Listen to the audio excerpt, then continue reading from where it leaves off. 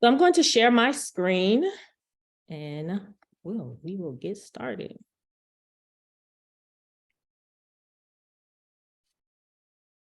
So live Q&A, asking me anything, any questions that you have in regards to launching your grant writing business. You've been working in your grant writing business. I know some people are hourly, they want to move into what a lot of people refer to as value-based pricing or retainer pricing or project fee-based pricing.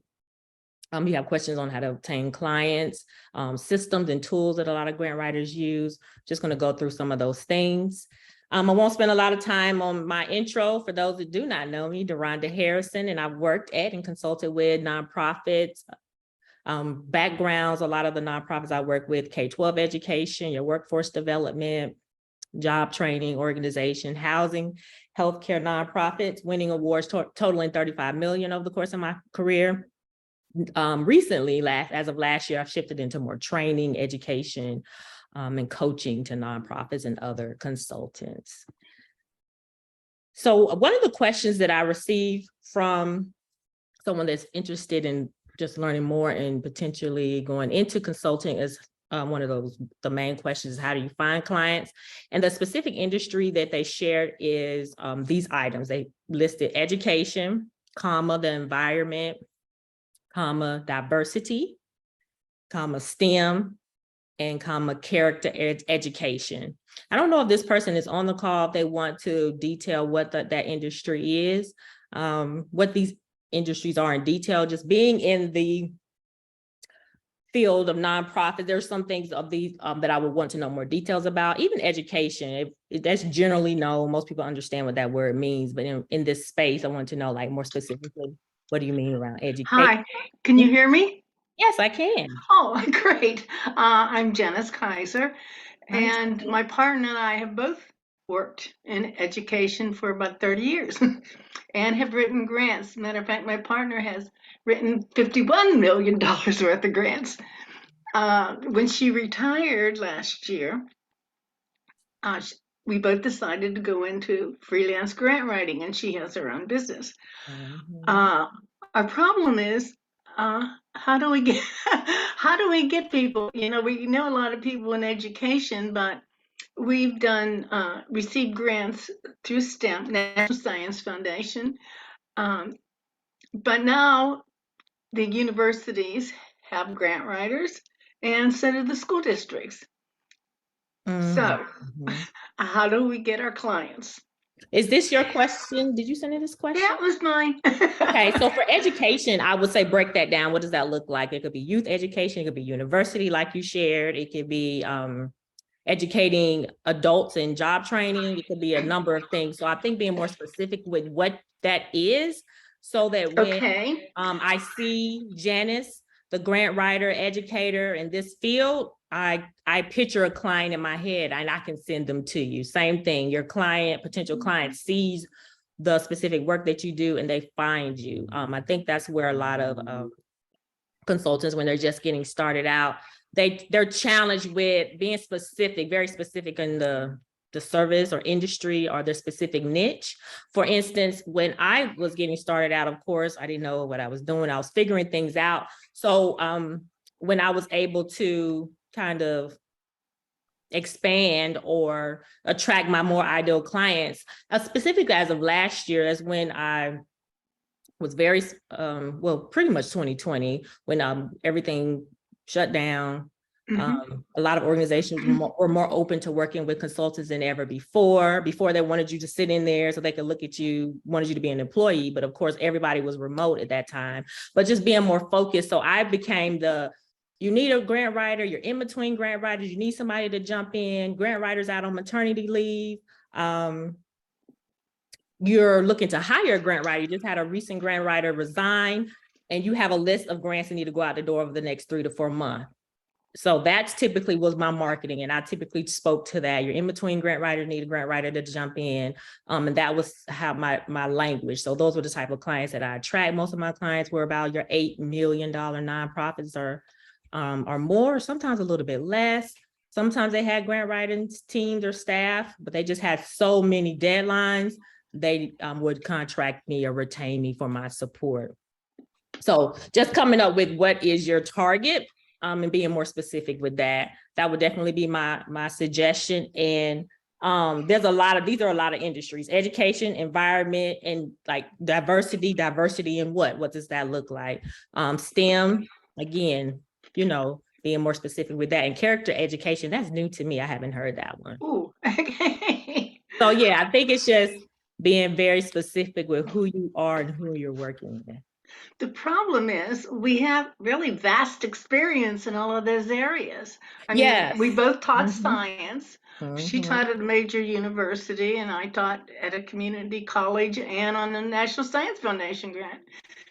Um, so we worked with students, and we've also worked with adults.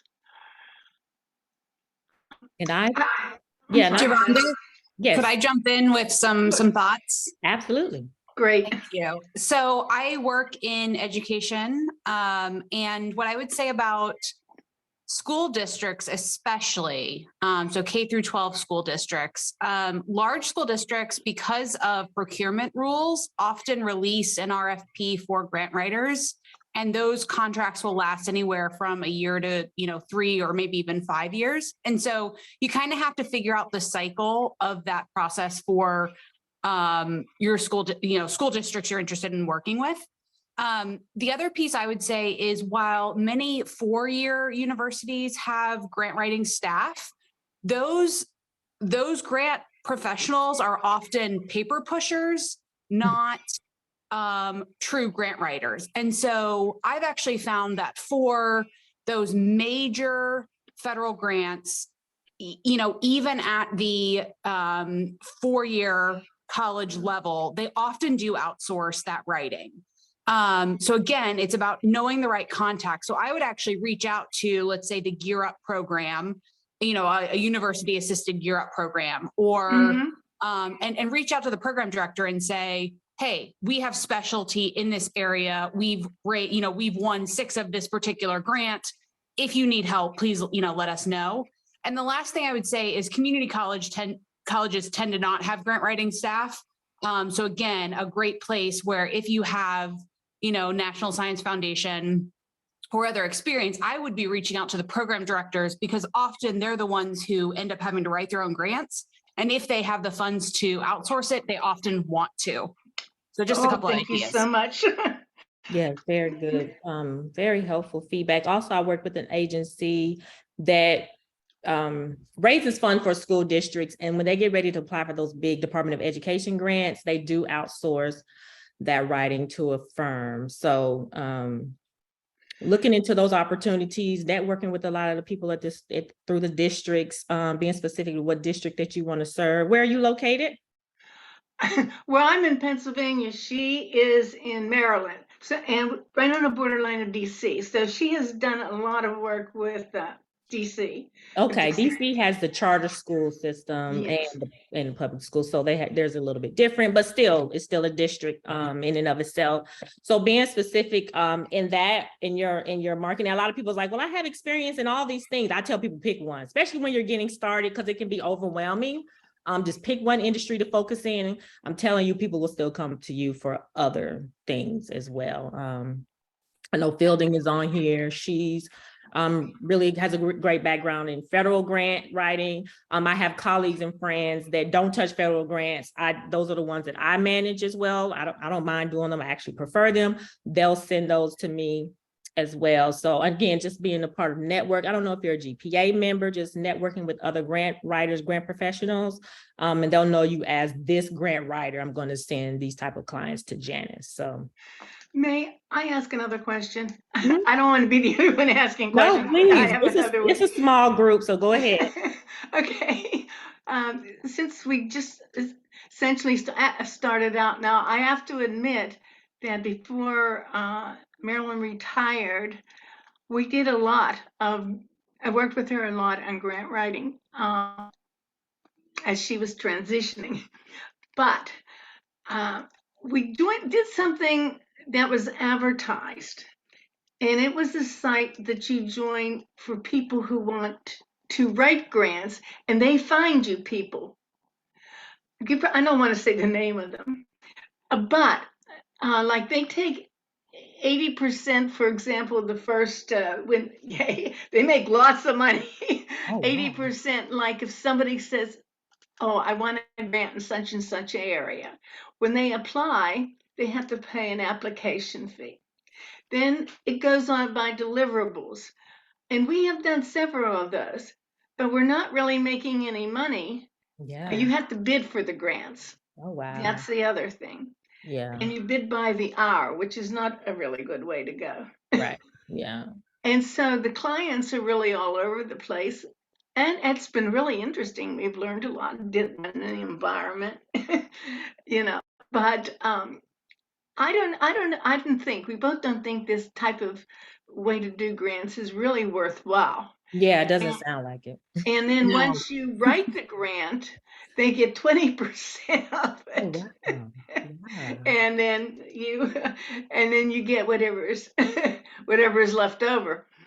And I understand you're like kind of testing the waters, wanting to get out there, work with clients. I always suggest for those getting started out to sub with another grant writing firm or agency. That's typically how I really started, really being a sub to other ladies who had their own grant consulting firm. They had a number of clients and they would outsource some of the writing. And that's what introduced me to a lot of industries, getting that experience and then really seeing like, who do I really like writing for? Of course, working in nonprofits, I found that out as well. But while I was working full-time, doing some of that independent consultant work, I don't know too many consultants who aren't looking for some type of additional writing support, especially, if you're experienced. So I would really look into that versus someone that's taking money off the top. Good idea. Never thought of that. Mm-hmm. So yeah, you can definitely email me after this and I'll be happy to connect you with some other resources for subbing. So just being specific in your clientele is what I often suggest to, consultants just getting started out. Even if you've been doing this 20, 30 years, I tell people pick an industry and be known as that. I recently spoke with a colleague. She's a nonprofit coach, and she found a lady, she's a firefighter, and she wrote grants for their station. She was able to get them a couple of grant awards. She's been successful with that. She's found out that she could get paid to do it. So now she is known as the firefighter grant writer. And beautiful niche. She knows what she's doing, and people come to her for that. So that's a perfect example of just having a niche. And of course, other people may come to her for other grant opportunities as well. But that's how she's kind of I hate the word brand, but branded herself and is known as the firefighter grant writer. And again, when I was very new to this, getting started out, a GPA member, Georgia chapter, I was known as the grant writer, K-12 education, anything youth focused, anything in the K-12 education space. I did my 21st century grants from back in the day. Those were the ones that I was experienced with, won grant awards for. So anybody in our group, in our network knew me and I was known for that. So they would send clients my way. So I always tell people to niche down. And again, of course, you've done so many things. We all, as you've been doing this for a number of years, clients come to you in all different types of industries. But in order to attract your clients, you definitely want to niche down. Just to get started. So hopefully that's helpful. Any other questions or feedback about that? Well, I thank you so much. You answered two of my questions anyways. Good. I'm glad it's helpful. So going to how to charge clients, there's this whole debate, hourly versus project fee. Where do you get the number if you're doing a project fee? How do you manage clients' expectations? How do you stay within scope? How do you do all the things? So I wanted to actually share real numbers. I know on some platforms, they don't allow you to do that. So I wanted to, that's the only way I could really be helpful, in my opinion, is actually share numbers to what I've kind of worked up to. So let's see, this is 2021. I was charging around $3,500 a month on a retainer. This is for me working as a client, working for a nonprofit as their grant writer. I'm doing their grants. making sure their grants get out the door on time, doing the research, locating any new grant opportunities, pitching new funders, doing all the things we know that's involved. So retainer model start, and I worked up to 3,500 in 2022 last year, because I was noticing that my clients in like 45 days, 60 days, 90 days were getting $50,000, $100,000, $150,000 grants. I just scaled up my pricing. It was just an ROI thing for me. There was no rhyme or reason. There was no research involved. There was no determining what the market could withstand or anything like that. That was just a number that just made sense to me. And I just tried it out. And in January of 2022, I closed 2 new clients at that rate. So I want to share that with others.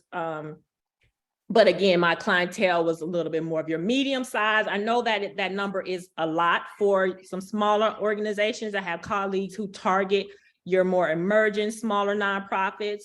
So I understand that could be out of their budget, but I just wanted to give an idea. And I know a lot of times we use the divorce attorneys, or this is the example in this picture, an attorney or an accountant, they typically charge hourly, but they are some that are also on retainers in those industries as well. So just some things to think about and ways to set your pricing.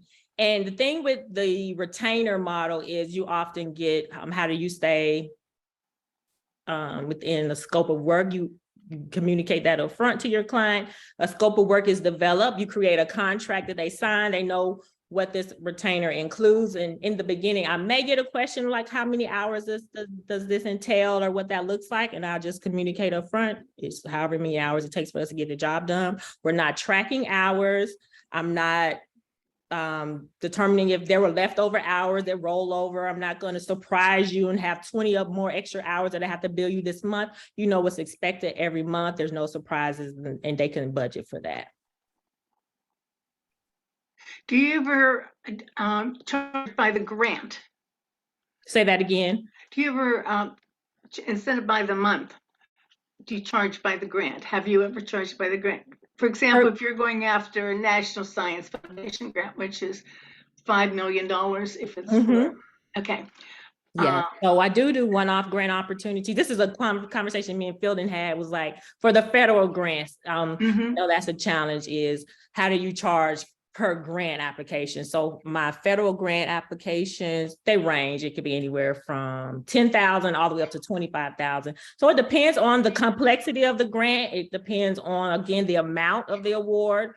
And just, that's pretty much it that I look at. Yeah, and I try to be consistent. So what I charge for a Department of Ed, what is that, like that TSL grant, or some of their seed, those popular grants, whatever that fee is for that, I just try to keep it the same. For the most part, most consultants apply generally for the same type of federal grant, like your SAMHSAs and things like that. So when you set your pricing for that, you know, you can kind of be consistent across the board around that. But I do charge, like, for instance, for the one-off grant opportunities, I call them one-offs, federal grant proposals. Even sometimes a client, I notice clients, they've been burned by grant writers, or just burned by just paying consultants, and they want to just kind of test you out. I'll sometimes package together, like maybe I'll apply for your United Way grant for you and a couple of smaller local grants, or maybe one community foundation grant and another local foundation grant or something like that. And I'll package a fee for that. Because I'm doing more one-off projects, I've been doing that a little bit more often than I have in the past, but the monthly retainer model, I know a lot of people wanted to know how to like set that up, what that looks like, and just to give them some ideas. Thank you.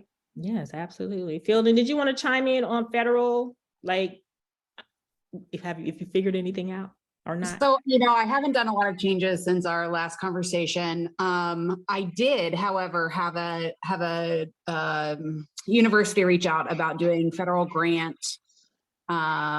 basically a federal grant audit for the readiness. And I used our conversation and put together a price point that I felt was potentially aggressive for me.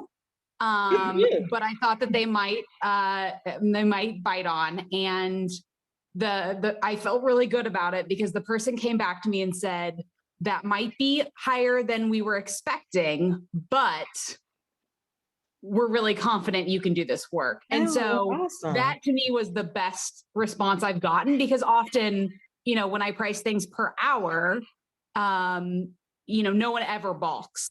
And so to me, that means my rates are too low, even though I actually feel fairly compensated. But I'd also love to get away from tracking hourly rates, especially as I get faster and faster. And just for those of you on the call who don't know me, I tend to write federal grants across the spectrum. There's only like 2 agencies I don't write for. And so I don't write the same grant over and over and over.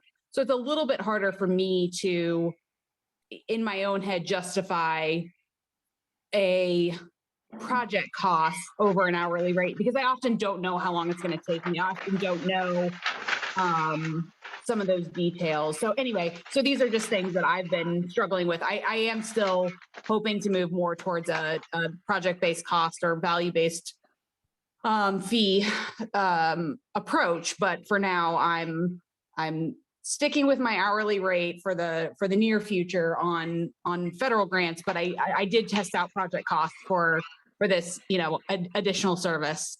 So Awesome. and actually during our conversation was very helpful in pushing me to do that. So thank you. Good. That's awesome. Yay. I'm happy to hear. It was challenging for me, even when I said, I just decided in 2022, went into 2022, like this is going to be my new retainer. And it was scary. And even saying it to clients, but the 2 that I told them, they didn't even like blink an eye. They was like, send me your W-9 and send this invoice. I was just like, oh my gosh, wow. So, I mean, you'll be amazed. And again, you attract a different type of client, of course, when you're at that type of rate. My clients were amazing. They were easy to work with. They treated me as an expert. It was a great experience. I'll also just add that I use a monthly retainer, but the services provider are a little bit different from yours. So I thought I'd just mention. So my monthly retainer, because I do federal grants only, is to track and vet federal opportunities for organizations for which I think there are going to be, you know, somewhere between 5 and 10 federal opportunities for which they might be eligible. So I really only offer the service to those organizations that are working in an area that the federal government is funding, you know, regularly. So, and so that, that's really like basically tracking grants.gov, right? And then putting together, you know, 1-page overviews of RFPs that I see that look legit to me and a good fit for them.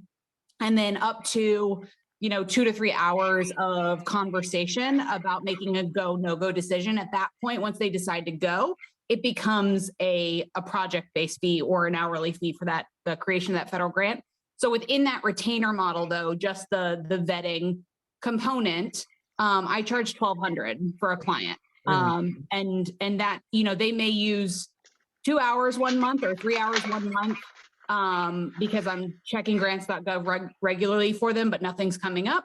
Or it might be they use 15 or 20 hours because 3 or 4 come out and we just have to get through them that month. And so that's pretty rare. I'd say most months I'm spending an hour or 2, honestly, for that $1,200. So that model has worked really well for me and is extremely valuable for them because they don't know what they're doing. They don't know how to vet, you know, an opportunity. And so in my head, I'm like, well, I'm saving them a ton of time, right? It doesn't take me a ton of time, but it saves them an enormous amount of time because they just don't have the internal expertise to evaluate quickly whether a federal grant is going to be a good fit for them. Yeah, that's great. That's awesome. I may have to That's a good idea. feel that model. I really like that. That's good. Because sometimes you can spend time on having a conversation with them to determine if it's a good fit. That's your time and exactly expertise and not getting compensated for that. So that's so good. I'm going to write that down, a vetting model. And getting to know, as in getting to the answer, no, we're not going to apply fast, is extremely valuable. Exactly. It's as valuable as getting to yes. Absolutely. And spinning your wheels. Absolutely. That's awesome. And just another thing to think about hourly. I recently did a grant for a client who paid a grant writer for months, unfortunately, did not get any results. It was a United Way grant. in Atlanta was for learning loss for students. It was a perfect fit, exactly what she did. And I might have spent about 10 hours. Mind you, I don't track hours. I really don't know, but I was just like noodling in my head, like when I initially started. And I pretty much recreated the language. The grant writer did, the language she had wasn't bad, but it really wasn't what I needed for this application. So I pretty much wrote new language, and I'm thinking it took me maybe 20 hours. So even on a high end, let's just say, I don't know too many grant writers that are charging $200 an hour, but let's just say $150 an hour times 10 hours. What's that? 1,500? 120, 1,200. Do you say 120 an hour for 10 hours? Yeah. 1,200. Yes, 1,200. So if you just did that, even if you charge on the high end 10 hours to do that grant, you would have made about $1,200. But I charged, it was they asked a number of questions, maybe 10 questions overall, and it was a $50,000 maximum award. And I just said my flat fee would be $5,000. So just to give you an idea of the hourly versus non-hourly, they asked for 50, they got 20. It still was a great return on their investment. So just some things to think about with the hourly, ways to help them. And again, even if she hadn't won that grant, she even said that like the language that was in there, she's going to be reusing, repackaging that information and using it for future applications as well. So that's something also to think about that I did not consider when I was just getting started, is them reusing of course, the language that you create. I also wanted to share some other firms just to show you, like, I mean, that's the number that I came up with, or value-based pricing or retainer pricing model that I have, that some other firms also do the same thing. This is an organization called Elevate. They're based in DC. They have a number of grant writers that work for them. And they also share that they charge a one-time onboarding fee, and our monthly fees are all inclusive, meaning there are no charges for extra hours, mailing, or any incidentals. And they do price on a monthly retaining model. I just pulled this from their website. I was looking into other organizations retainer models, and I just wanted to share them here with you as well. So the organization is called Elevate, and their website is elevatedeffect.com. And their services page, you can check them out. It's also another organization I was just recently introduced to. I met the founder, and they have their service pricing as well on their website. So this is one of their fundraising, what they call their fundraising transformer. It includes the prospect researching, fundraising communications toolkit, LOI. It's an entire package that they have put together. Also a retainer model, 12 months at $88,500. So if you do the math, you can see what that monthly retainer is. And then another organization, not as large as the other two, Government Grant Proposals. Her focus is federal grant writing, and she also does retainer models too. She does do some foundation proposals, and she has on here some pricing that she has. Retainer agreements, flat fees range, foundation proposal range, government proposals range from $6,000 to $25,000. So I wanted to share those with you just to share examples of other organizations that are doing the retainer-based model, flat fee, and just some ways to consider doing your pricing if you want to move into that model. Any questions or feedback about that? And with my retainer model clients, again, I told them there's no time limits, not tracking hours, and managing client expectations. I know a lot of people are leery of the retainer model because they are concerned with clients coming to them, adding more items to the scope of work, and them not making money or losing out on the time that they discuss up front. So that's where you have to set your expectation. Remember that you are the expert and you are communicating to them up front. These are the expectations. This is what's in the scope of work. If they ask for anything outside of that, you just go back to them with the additional pricing that it will cost to do those things. So generally for clients that are kind of building up their grant capacity, they're kind of new to grants, they may have submitted a few in the past. I still had them on that $4,500, $4,900 retainer.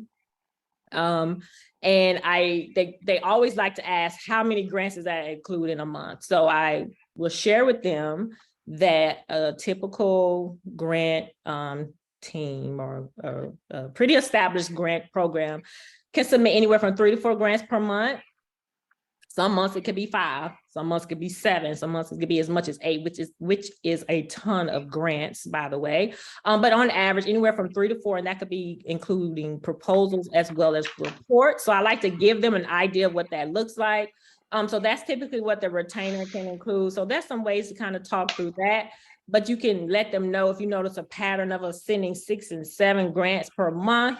If we don't anticipate that to be the case, but it looks like we'll be sending that many, like just stuff just keeps popping up. Of course, you can plan now. I know you all have been doing this for a while. You have your calendar, you know what you're going to do for the next few months, and then these opportunities will just pop up. And you end up submitting a lot more outside of your scope. You can, again, have those conversations. But again, setting the expectations up front, we're going to be submitting on average about 3 to 4 grants per month at this retainer. And I have colleagues who specialize in working with your smaller, more emerging nonprofits, getting them grant ready. They may have a lower retainer, $2,500, maybe just submitting 2 grants per month, but they're doing a lot of grant readiness and grant assessments and things like that. So again, setting all those expectations up front and having those conversations initially before you go into contract with the client can eliminate a lot of those questions and concerns. I have another question. Yes, ma'am. When you say you have a retainer, a monthly retainer, is this just finding grants for the organization, or does it include writing the grant? So it's my retainer. You can do yours how you feel it makes sense for the client. But my general retainer, it includes grant research, what I call like a grant calendar with a list of funders sorted by deadline, contacts, if we can locate them. So the grant calendar with all that information, as well as a way to cultivate them. Again, if you're just getting started and you want to build up to start going after these applications or start applying, a way to cultivate them, have conversations. I send out pitch emails that they're going to send out to clients. If they get on conversations, I coach them on what to say, really highlighting their impact. So it includes all of that, as well as the actual grant, submitting the grant, completing the application and submitting the grant. So sending it over to them before they can, before I hit submit, I have whomever my point of contact is, if it's the executive director, if it's the director of development, have them review it, give me feedback. If they're one of those hands-off people, like I trust you, whatever, I still require them to send me an email that says approved to submit or something along those lines. Those retainer fees are inclusive. I'm like your in-house grant writer. That's what I typically use, the language that I use. I'm like your in-house grant writer. We do everything from beginning to the end. Okay, thank you.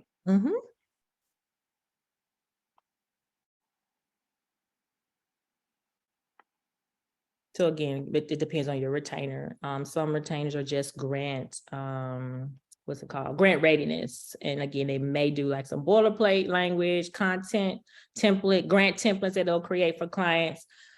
But yeah, it just depends on the service that you're providing. And I also get questions around like how to manage multiple clients, or again, I did this for a number of years while I had a 9-to-5. And of course, there are a ton of tools and software. So I just like to give people suggestions on what they can use to really maximize themselves as being a one-person shop.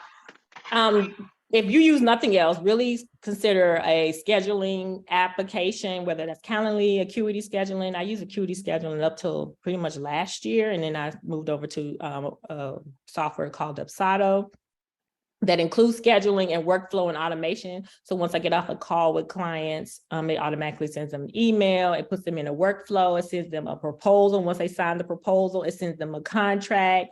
Once they sign the contract, they get an invoice. So everything is automated. You can go ahead and schedule their onboarding and everything. And the software is not expensive at all. They have specials all the time. It's about $400 a year.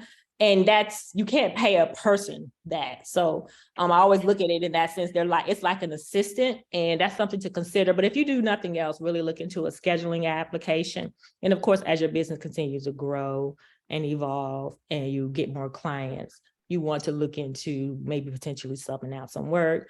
Fielding, I know you do a ton of federal grants. I don't know if you work with any grant writers, or you have any sub? I do not sub out. I don't know how you do what you do. I know. I don't either. I like working alone. Yeah, that's a lot. And last year was my first time hiring subcontractors. It was interesting, I'll say that. But I just like things done a certain way. So I definitely can understand that feeling. It was interesting. Yeah, I'll just say that. But I needed the help as my business was growing. But again, last year I shifted into doing more training, education. So I don't do any like retainer work. I do more like one-off projects and training. So I'm not working with subs in the capacity that I was in the past, but I understand that they are needed sometimes when you have to do, we have a number of clients. So just some things to think about as well when you're maximizing running multiple clients. One of the challenges that I used to run up against, especially when I first got started, were pretty much everybody, I would say, that came to me had been, unfortunately, a victim of a grant writer took my money, no results. Grant writer apply for grants. I never saw them, or whatever the case was, they had a poor experience with grant writers. So I had to figure out how to like navigate that. And then the most recent client, again, she had a grant writer who was submitting grants. She saw them, but she wasn't involved in the process, and they didn't win anything. She paid her for a number of months, thousands of dollars with no results. So ways to navigate that. I know this has been an experience for me. You're going to come up against some challenges sometimes with working with clients that they may have experienced. And it's just, you want to have ways to navigate those and navigate those challenges, mitigate those challenges, and have those conversations. So I always tell them that you're a part of this process. My most successful clients that start getting grants like immediately are the ones that are involved in the process. When I send them a grant to review it, they look at it immediately, because of course we're on deadlines. When they're asking for data or stats, they get me the information that I need. They're responsive to my emails. We typically in the beginning check in every week. So letting them know that they must be a part of this process, and that they don't have to be concerned about being scammed, if you will, for paying grant writers. So I'm just using, of course, grant writers because that's what we are. But I mean, I've seen in the just people paying consultants and having bad experiences. So just ways to like talk around those things and navigate those type of challenges. And you may experience different types of things with working with clients. So just wanted to actually highlight, when you have a conversation with clients, you can kind of tell where their head is. If they're like, dude, can you guarantee that we can get something? Those are that's a red flag. You'll kind of know when you're like having your what I call my discovery calls with clients to determine whether they're going to be a good fit or not. So pay attention to those red flags, don't ignore them. And because you don't want any headache clients. So just some things to think about and consider as well. Any questions or feedback, or anyone else had any other questions? I think that's all of my questions. So the main one was how to find clients and the pricing. So moving away from the hourly rates, if you can, and really consider a retainer model, if it makes sense for you, and really really honing in on a specific industry. Again, if you're just getting started out, but clients again will come to you for all the things, but being known as this grant writer that does this can really help you attract the right clients. Let me stop sharing because I'm tired of looking at that. And one other thing I wanted to share too was that when I was working with clients on retainer, most of my clients had again, I said this earlier, had about a minimum annual budget of about 8 million, 10 million. They had a history of winning well, they saw that I had a history of winning grants in the, at the time, the DMV market or region. So some of those funders, and they would see that on my grant award list. So a lot of them let me know. That's why they reached out to me, because they saw that I had the awards with those funders. A lot of my clients, probably at one point, 100% of my clients were all Black-led organizations with majority of BIPOC staff. And they were attracted to my firm because of also their desire to pursue like government grants, your Department of Ed, your Department of Health and Human Services, which I also had awards in that as well. So I always tell people to play to your strengths and highlight that information. I started putting that on my website, like my FAQs. What type of organizations do you typically work with? I typically work with organizations that have a budget of X, Y, and Z. They have a staff of this, and they're typically housing or healthcare organizations. And that's way you can attract the clients that you do well in, or that you excel in, that you have a lot of awards and or a history of winning grants for. So that's another thing to think about as well. And also I started communicating a lot of it on social media. And that's what would drive people to my website as well, or just would drive them to reach out to contact me for support in applying for grants. So just, again, things to think about, play to your strengths. And one question also you want to ask clients is like, what is your fundraising goal or a grant goal? If you were to hire me, make sure they don't say anything like $1 million. They don't have these silly goals. You want to pay attention to what their expectations for you. I had a client tell me that she has no desire, or it's not my responsibility for them to win grants. She had a list of grants that were in between grant writers, and she wanted me to apply for them. I was like, that was the best thing I've ever heard, because she understood that, of course, it's out of our control whether they win grants or not, and we are going to put together the best application, of course, but it's completely out of our hands. And you want to make sure that your client understands that. And there are occasions where you'll have to educate them around that, especially if you're working with your smaller nonprofits. But you want to make sure that, again, you lay the expectations up front. It's important to understand that your clients understand their main like challenges and concerns, and being able to address those and make them feel comfortable at all times, and letting them know that they are part of this entire process in order to increase their chances of success. Any questions, any other feedback, or anything else that you all wanted to talk about? We have a few more minutes. Well, this has been very helpful, so thank you so much. Awesome. I'm happy to hear. And also, if clients don't work with you, I send out things all the time. I was like, if you don't work with me, make sure you research a grant writer. Ask how do they handle the submission process. Ask them, how does the payment process work? Do you pay a half now or half later after submit the proposal? Ask them what programs or industry that they are familiar with, or writing with, or have a history of winning grants for.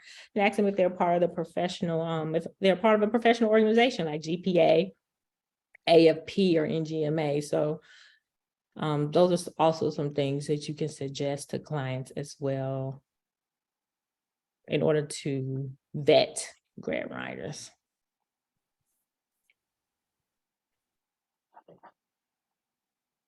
Anything else? Any other questions? And not, I can give you all your time back. Thank you for joining and hopping on. Kelly, are you there? Did you have any questions? Did I answer your question? I think you sent in a question. Hopefully I answered it. You did send it in. Good morning or good afternoon, depending on where you are. Yeah, I think that answered it. My question was just around expectations because of the retainer model. And I think it's just a matter of how I sell it to them, because they're never confused about my experience, right? That's never the issue. I think it's more like they've got a budget. And I think it's also familiarity with like, well, people come into the office and we pay them, you know? And so you're a contractor, but it's still going to be X days a week or X, like, you know, it's easier for them to do that, I think. And sometimes I'm off a funding line, so they can't just say retainer.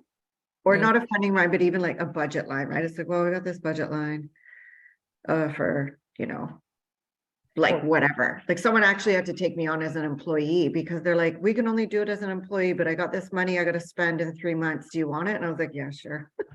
Whatever, right? Mhm. Because he's like, I want you, but this is the parameters from the donor. So it's like, okay. I mean, it was a federal grant, so that's why they do it as a job creation. I think it's just that it's just a matter of saying, this is how I do it. And to be honest, I think if I just am very clear of these are the parameters, this is what I can do, your time for me is unlimited. My only thing is, when you get into grant seasons, like as you were saying, Deronda, like 5, 6, 7 grants a month, to me that's a lot. That's a ton. Yeah, that's a lot. That's a lot. So which I don't want to say I balk at that, but I'm just trying to remember. Like then sometimes I think, well, I can probably do 5 or 7. I don't know. But it's also, as you said, they've got to be working with me. If they think they're just going to hand it off and walk away, that's when I usually say to them, you can't do that. You're not giving me the info that I need. Like I can't win you this grant if you don't participate, right? Yeah, and I don't lead with it's potentially going to be 5, 6, 7 grants. I don't lead with it's unlimited amount of hours or anything like that, because we all know that it's not. But I did have a client when I did go up to that higher model in 2022. It was a national organization. They had grant writers on staff. One was on maternity leave. One just came back from maternity leave. One had just returned back to the agency. So they were kind of like getting settled, but they had so many grants they had to get out the door. And they specifically contracted with me to do 5 grants every month. So that was one of those like clear expectations up front. We knew what it was. They actually wanted me to do 7. And I just came back. I said, I'm happy to do that. I would have to bring on a writing assistant to help me with that. So the retainer would go up, and she decided just to stay at 5. So again, you have the ability to say no or say yes and increase your pricing, or say yes, or it will entail all these other things. Or if that's your budget, then we'll have to remove this item. Or one thing I'll do when they do come back, they'll say, your pricing is a little bit higher than what we've paid other grant writers, but we really want to work with you. I'll say, well, it will only include 1 review from me. And then once I send it over to you, you're responsible for the final edits, reviews, and submission. You can eliminate some things like that. Just to, because once some of them do have a budget they have to stick to, and they're locked into that. So you have the ability to move those things around. And then if there's something that you just don't want to do, or if the budget is a lot lower than you really feel comfortable, even like changing things or moving things around, just say no. It's okay. It's okay to say no. I'm starting to do that a bit more. Yeah, and that was probably my challenge, but I don't know, something happened. I told one person no, and then I just went on a no spell. I just had a great time telling everybody no. So I mean, it's just my price is my price, and if it doesn't work out, it just doesn't, and that's totally fine. And I have built a wonderful referral program of quality grant writers that I trust, that I will send clients to, especially now that I'm no longer doing the retainer model. I actually have a referral program. Oh, and that reminds me, someone asked about once you do go into consulting full-time, and if you take a couple of months off, how to manage that. And of course, you can work ahead as much as you can with grants, but again, things pop up, and you can only do so many grants before deadline. So I suggest it, unless you work for an agency, or you're running an agency, you have a number of writers under you. My only suggestion would be to offload that work to a quality grant writer that you trust for those 2 months. And then you all work out some arrangement where they get 60%, you get 30%. Is that 60-40? I am terrible with math. 60-40 or a 70-30 arrangement, so that you can, still have some income coming in. That was my suggestion for that.